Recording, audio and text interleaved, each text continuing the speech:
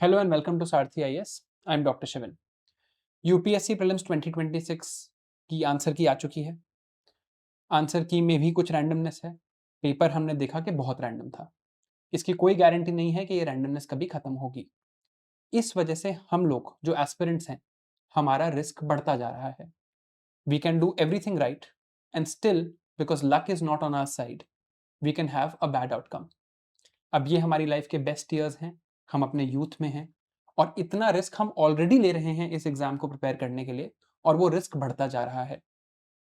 Even though the reward is great, it is our responsibility कि हम risk को minimise करें। अब वो रिस्क मिनिमाइज कैसे होगा? आप में से कई लोगों को ये लगेगा कि अगर मैं इस पेपर में एग्जाम हॉल में काम रहता तो शायद मेरा पेपर बहुत अच्छा होता। बट वो कामनेस कहाँ से आएगी? वो कामनेस आएगी जब हमारे दिमाग में एक ऑल्टरनेटिव होगा कि UPSC is one thing I am doing but there are other things in life that I can also do. ये बात मैंने कल भी करी कि जब ये कामनेस आएगी, जब मुझे ऑल्टरनेटिव्स के बारे में पता होगा और मैं उसे एक्चुअली एग्जीक्यूट कर पाऊंगा, देन आई विल फील कि ठीक है यार, टफ पेपर था, सबके लिए टफ था, रैंडम था, but my career is sorted. Uncertainty सिर्फ पेपर की नहीं है, अनसर्टनिटी इसकी भी है कि अब मैं क्या करूंगा। और उस चीज को खत्म करने के लिए रिस्क मिनिमाइजेशन बहुत इंपॉर्टेंट है और इसी बारे में डिटेल में अनाउंसमेंट करने के लिए हम इस वीडियो में आज आए हैं। देखिए, whenever it comes to UPSC plan B, अगर मैं अपना एक्सपीरियंस शेयर करूं, मैंने दो प्रॉब्लम यहाँ पे देखे हैं। हम सभी जब इस प्रिपरेशन जर्नी में होते हैं तो हम ये तो हमेशा इमेजिन करते हैं कि हमारा सिलेक्शन हो गया तो हम लबासना जाएंगे, मीडिया कवरेज मिलेगा एंड एवरीथिंग, जो भी अच्छी चीजें सिलेक्शन होने के बाद हमें मिलेंगी। लेकिन हम में से कोई ये इमेजिन नहीं करता कि अगर मेरा सिलेक्शन नहीं हुआ, मैंने भी नहीं किया था, अगर हमारा सिलेक्शन नहीं हुआ तब हम क्या करेंगे। तो वो जो वैक्यूम है, जैसे ही वो आपको पहली बार हिट करता है पेपर अच्छा ना जाने पे, तो वो एक सबसे बड़ी प्रॉब्लम बनता है। That is the first problem I have seen. Second problem मैंने क्या देखा है, क्योंकि आपके पास कोई मार्केटेबल स्किल नहीं होते, है ना, जिन मार्केटेबल स्किल को लेके आप मार्केट में जा पाएं और अपना करियर बिल्ड कर पाएं, तो again lack of marketable skill वो स्ट्रेस क्रिएट करता है, जिसकी वजह से जो फीलिंग आपकी अभी है वो आती है। तो इन दो प्रॉब्लम को सॉल्व आप कैसे कर सकते हो? अगर आप कोई यूपीएससी प्लान भी बनाओगे आफ्टर योर थर्ड और फोर्थ अटेम्प्ट। अब जब मेरा भी खुद का एग्जाम नहीं हुआ था तो क्या क्या ऑप्शन मेरे माइंड में थे यूपीएससी प्लान बी को लेके, कि नहीं हुआ तो अब क्या कर सकते हैं। देखिए, एक तो सबसे पहले हो सकता है कि आप में से किसी का ग्रेजुएशन बैकग्राउंड या आप जॉब के बाद यूपीएससी की प्रिपरेशन करने आए हो, तो ऑलरेडी आपके पास कोई स्किल है, कोई जॉब आप कर चुके हैं, तो उस मार्केट में आप वापस जा सकते हैं। That is the first option.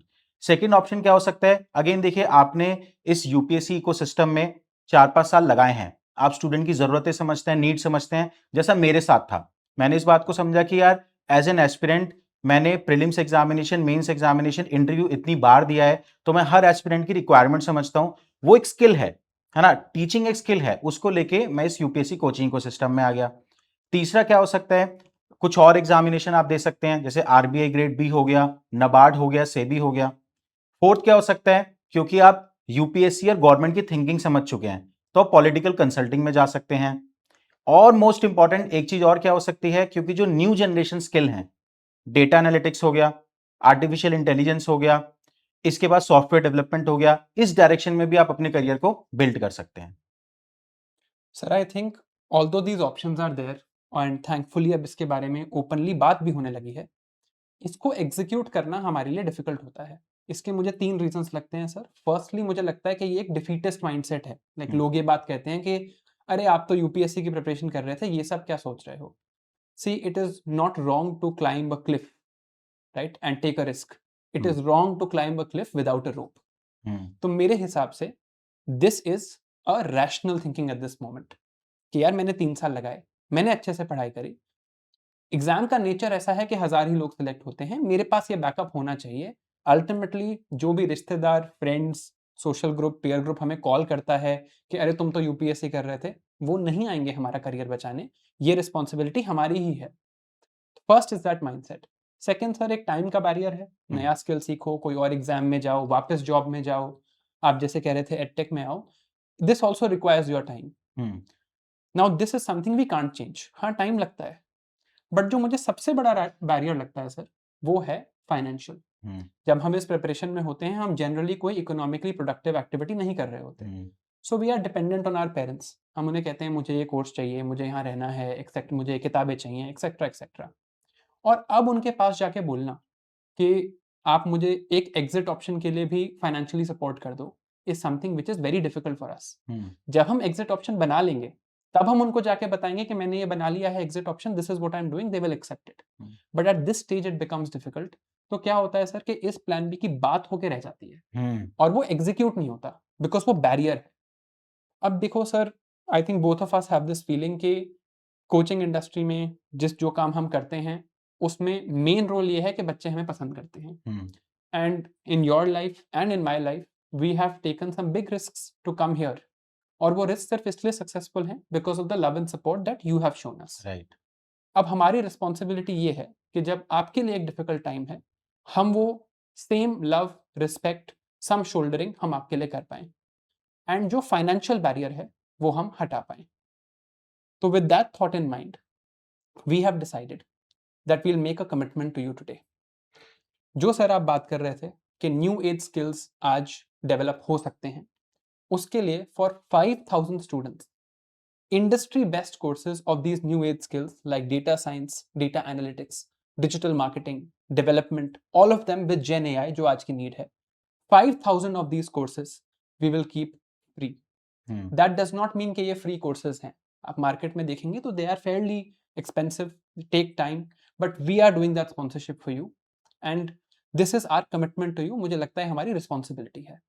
Similarly, जिसने किसी ने UPSC की तैयारी करी है उसको RBI grade B, NABARD, EPFO ऐसे एग्जाम्स निकालना शायद आसान लगे बिकॉज सिलेबस काफी सिमिलर है। So for 1000 of these students we will sponsor their preparation for these courses. Lastly, जैसे सर आप कह रहे थे आप गवर्नमेंट की थिंकिंग समझते हैं, आप पॉलिटिकल कंसल्टिंग में जा सकते हैं, पब्लिक पॉलिसी में जा सकते हैं। So for 100 of these students we will be sponsoring these courses of political consulting as well as public policy. This is just our commitment to you as your elder brothers. देखिए आप preparation करते हैं, हम सब साथ में effort करते हैं, sometimes things don't go our way, but like we have always said, we are here for you and our responsibility does not end with content, and that is what we are showing today.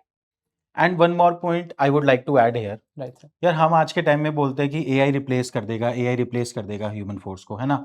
तो हम इस तरीके से भी तो सोच सकते हैं कि अगर आपने यहाँ पे एआई का कोर्स सीख लिया, हो सकता है कि इंडिविजुअल जो आज एग्जाम में सिलेक्ट होकर ब्यूरोक्रेट बन रहा है, 15-20 साल बाद आप उसको रिप्लेस कर दो, है ना? Right. तो प्लीज ट्राई टू अंडरस्टैंड कि हर किसी की जर्नी अलग होती है। हम इसको प्लान बी बोल रहे हैं। प्लान बी है क्योंकि अभी आप प्लान ए यूपीएससी बना के बैठे हैं। हो सकता है प्लान बी आपको उस जर्नी की तरफ लेके जाए जो शायद प्लान ए से ज्यादा बेटर निकले, ज्यादा सेटिस्फैक्टरी निकले, है ना? तो जैसा हरिवंश राय बच्चन जी ने भी बोला है कि अगर आपकी नहीं हो पा रही तो शायद भगवान की हो रही है ना? थोड़ा इस टाइप का माइंडसेट रखे। आई थिंक आप इस सारी चीज को अगर अप्रोच करेंगे तो थोड़ा बेटर रहेगा। Now further I think we can discuss कि किस तरीके से स्टूडेंट यहाँ पे अप्लाई कर सकता है इस प्रोग्राम के लिए। सर एक चीज़ जिस लास्ट जो मैं बोलना चाहूँगा कि हमारी जो सेल्फ वर्थ है, एंड सर आपने ही मुझे ये सिखाया है कि हमारी सेल्फ वर्थ इस एग्जाम से बहुत कनेक्ट हो जाती है। When we learn a new skill, when we diversify, will realise कि इसके बाहर बहुत बड़ी दुनिया है, एंड यहाँ पर 3 साल 4 साल लगाने के बाद उसको एक्सप्लोर करना कोई नुकसान नहीं है। हम ये नहीं कह रहे आप जाइए और जॉब करना शुरू कर दीजिए, आपके पास ऑप्शन होना चाहिए जॉब करने का जिस दिन आपको हताश लगे, डाउन लगे, राइट। और वो ऑप्शन बनाने में टाइम लगता है, वो ऑप्शन आज बना लेते हैं। Right. Now sir, when I made this announcement yesterday in my live session, people were asking me कि कैसे अप्लाई करेंगे, क्या क्राइटेरिया है, तो मैं आपको बता देता हूँ। हमने एक डिटेल्ड फॉर्म बनाया है जिसमें आपकी पर्सनल डिटेल्स एक्सेट्रा के अलावा आपने कहाँ डिग्री करी है, कितने अटेम्प्ट दिए हैं, क्या आपका बैकग्राउंड है, आपकी क्या एस्पिरेशन है, एप्टीट्यूड है, नीड है, उसको हम कलेक्ट कर रहे हैं। See, the fact here is that the people who have spent high number of years in this preparation must be given some preference. तो पहले तो आप इस फॉर्म को भरिए, ये फॉर्म कल से एक्टिव होगा। अब हम कैसे सिलेक्ट करेंगे कि किस बच्चे को हम यहाँ पर ये कोर्सेज दे रहे हैं कि let's say somebody had their last attempt, they deserve that preference. Let's say somebody is high in age, they deserve that preference. तो हमने उस बेसिस पे, उस फॉर्म में जो आप डिटेल्स भरेंगे, उस बेसिस पे we will select the students. कल सर कोई मुझसे ये भी पूछ रहा था कि is this only for Sarathi students. हमने फिर सोचा इस बारे में बैठ के, the two of us, and then we thought कि obviously we have a responsibility towards Sarathi students, but we also have a general responsibility towards the aspirant community. So this form is open to all. but we will give some preference to students of Sarthi IAS. Now ये जो form है ये description में है, form कल से activate होगा, इसको हम दोबारा भी on our various social media platforms आपको शेयर करेंगे। फॉर्म भरने में प्लीज जल्दी मत करिएगा, right? This is not first come first serve. हमने एक डेट डिसाइड करी है कि जिस दिन यूपीएससी के प्रीलिम्स का रिजल्ट आएगा उसके 7 डेज बाद तक ये फॉर्म एक्टिव रहेगा और उसके बाद ही हम इसको प्रोसेस करना शुरू करेंगे, no matter who fills it early और लेट। फॉर्म को ध्यान से भरिए, सोच के भरिए, that would be my request to you. After we take this data, we will then process it, select the people that we have to, do all the logistics in the background, and ये मेरी commitment है आपको that I will come back here and जो भी मैंने commitments यहाँ करी हैं जितने भी students के लिए, I will show you all the evidence that we have also delivered. empty बातें करने से कुछ नहीं होता, उसे deliver करना जरूरी है, and we have that mindset in our heads right now.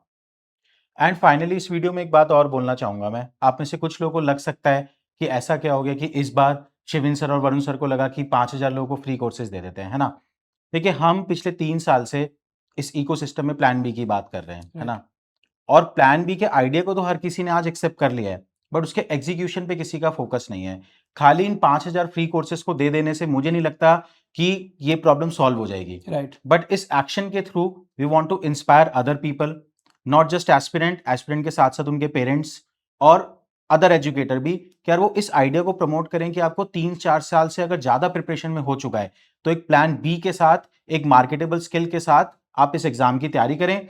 क्योंकि in the end please try to understand this thing. मैं तो जब अपनी लाइफ को पिछले 10 साल देखता हूं तो मुझे समझ में आता है कि यार मेंटल हेल्थ मोस्ट इंपॉर्टेंट है, आपकी हैप्पीनेस मोस्ट इंपॉर्टेंट है।